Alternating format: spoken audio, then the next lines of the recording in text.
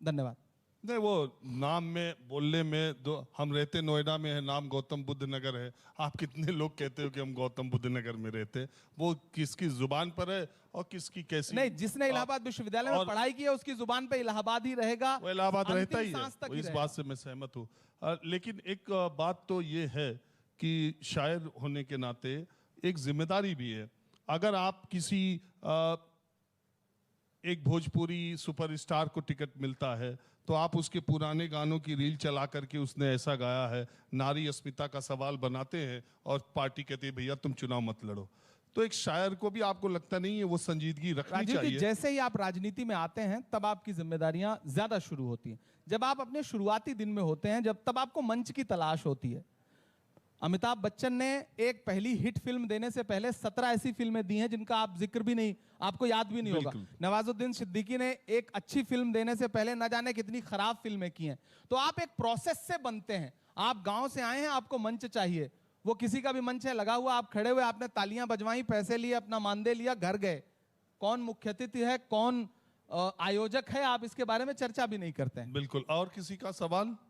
नमस्कार सर। नमस्कार। अरे कोशिश करो यार, शायर हैं, शायरी सुनो, बड़ा मुश्किल से मिलते हो, बहुत महंगे शायर हैं सर, बहुत पैसे लेते हैं तब जाते हैं, यहाँ आए हैं कुछ सुन लो।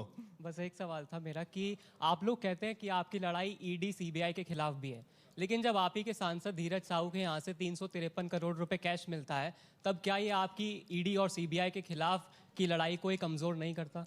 ब्रदर, आपने एक खबर सुनी कि धीरज साहू के यहाँ से 353 करोड़ रुपए कैश मिला। ये खबर सुनी, और ये खबर आपने इसलिए सुनी क्योंकि भाजपा ने इस पर बहुत ज्यादा, प्रधानमंत्री उनके जेपी नड्डा जी ने बोला, पूरी भाजपा ने बोला। लेकिन मुझे तो ईडी और सीबीआई से, इनकम टैक्स डिपार्टमेंट से यह पूछना है कि उन 353 करोड़ रुपए मिलने के बाद आपने कोई एफआईआर की? अगर एफआईआर की तो उसकी कॉपी कहां है?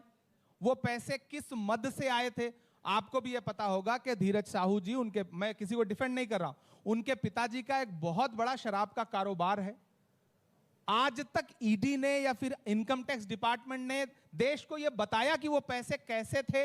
आपको याद होगा एक प्रवीण जैन नाम के कानपुर के व्यापारी थे, कन्नौज के, जिनके यहां इतने पैसे पकड़े गए थे जो भाजपा से जुड़े थे कि, और इतना सोना पकड़ा गया था कि मशीनें थक गई थी गिनते गिनते। अभी 4-5 दिन पहले मैं खबर देख रहा था कि उन्होंने कुछ पैसे दिए और बाकी जो है वो थोड़ा सा जुर्माना देकर के बाकी पैसे उनके बिजनेस के पैसे थे, नंबर 1 के पैसे थे। तो आपको बहुत सारी खबरें ऐसे मिलती हैं जो आधी अधूरी होती हैं।